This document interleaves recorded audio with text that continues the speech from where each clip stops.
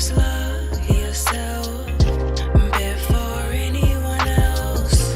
First love yourself by Trinesha Catrell.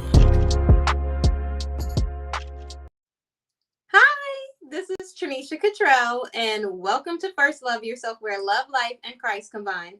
I am so grateful to have you here on this journey of self discovery and self empowerment with me.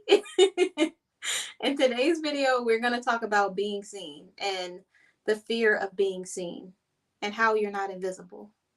But before we get started, if you're new here, go ahead and give me a thumbs up and subscribe to the channel so you never miss out on more uplifting and empowering content like this. So get comfortable because we are about to get into it. Let's go. All right. So earlier today and this week, I've been thinking a lot about choices that I've been making in my life and how I want to make a better, bigger impact. I'm thinking about ways to grow the business, ways to expand my mind, to grow my mind, my body, and my soul.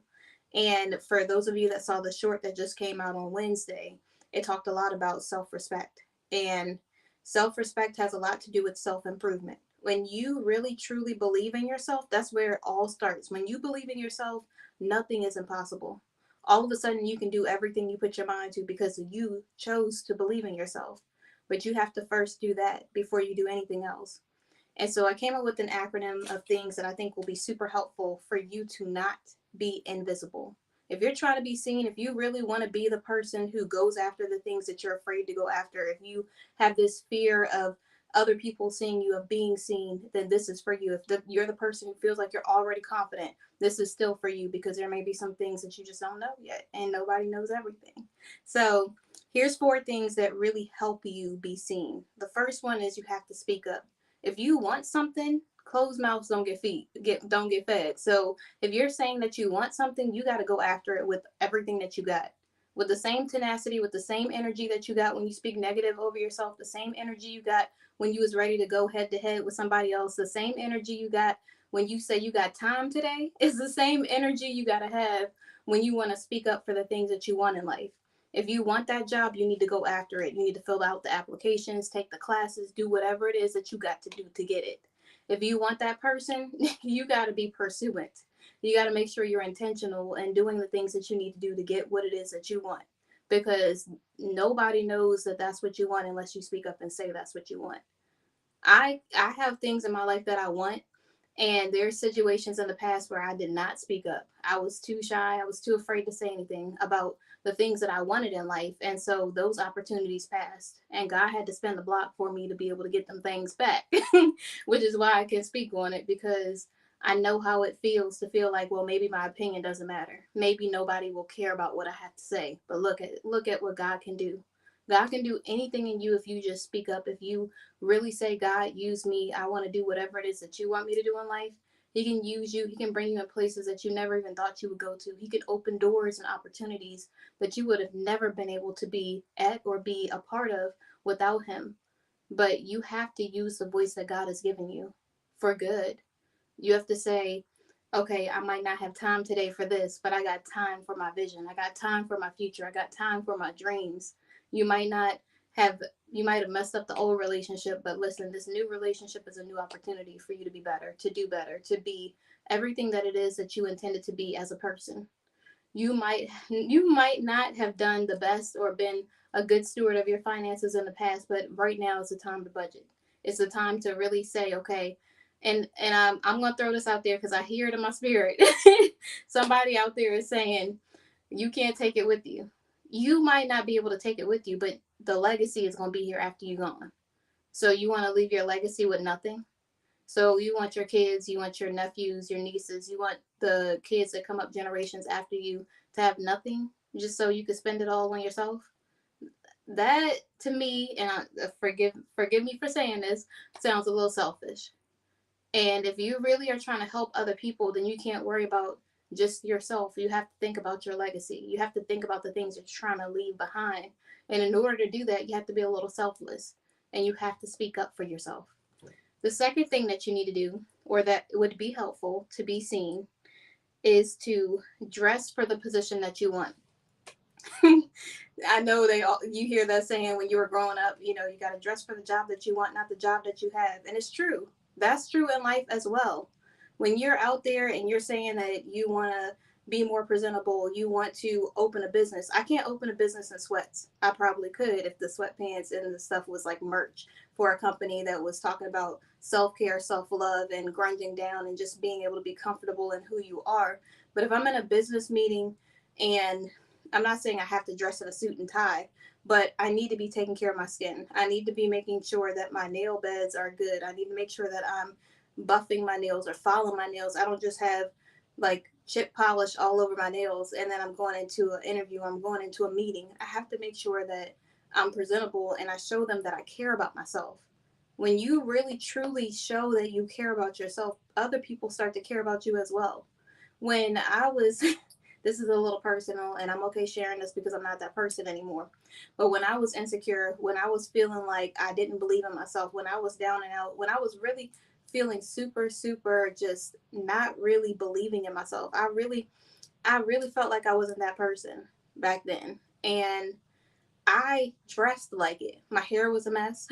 My body was fluctuating up and down. My I had split ends. Like it was just bad. It was really bad. The skin, I break out now from time to time, but it's just because I have a little sugar here or there once in a while and my skin just can't handle it sometimes. Or it could just be the weather. Sometimes it's because it's hot or cold or it's hormones or whatever else, but it's not because I choose not to take care of my skin.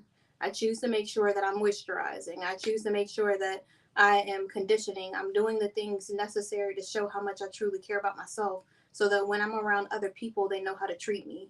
People will only treat you as good as you treat yourself. And if I don't care about myself, then why would anybody else care about me? If I don't care about my hair, then why would anyone else care about whether they cut my hair or not? If I just like cut it off just because they feel like it. If I don't care about my body, then why would anybody else care about my body? If I truly respect my body, if I truly respect my mind, my body, and my soul, if I'm feeding my soul good things like the word, if I am really going to the gym, if I'm doing physical fitness, if I'm getting my steps in, if I'm doing all of those things, it shows that I care about myself and I'm dressing for the position I want. I want to be in a position where I am respected and I respect other people. And in order for other people to respect me, I have to respect myself. I have to have boundaries and I have to have healthy boundaries and standards. Not just like you gotta be 6 foot with six figures and a six pack. It's gotta be something like a good core values, like something that actually matters, something that really means something in the world. And I don't know about all them other people, but for me, what matters more is intentionality. What matters more is core values, not all of them other things. So you have to figure out what matters to you and dress for that position mentally, physically, and emotionally. The third thing is you have to let yourself feel. Sometimes we try to be so hard, and I had a conversation earlier talking about how I don't cry, right? And so, so you have to really just let yourself feel all the feelings. Everybody emotes, men, women, children, whoever you are. You're gonna feel emotions because God made us to have an emotion, to feel things. We get angry with God, and people want to say, I never get angry with God. God's a good God. He is a good God, but you still feel all the feelings. So be real with yourself. Like God, I be talking to God and I be like, God, I'm angry. I'm angry this didn't work out. I'm angry I didn't get this. I'm disappointed that this didn't work out, but it's for the betterment. It's for the better of me. It's not like God's doing it to be cruel, but I have every right to feel however it is that I feel.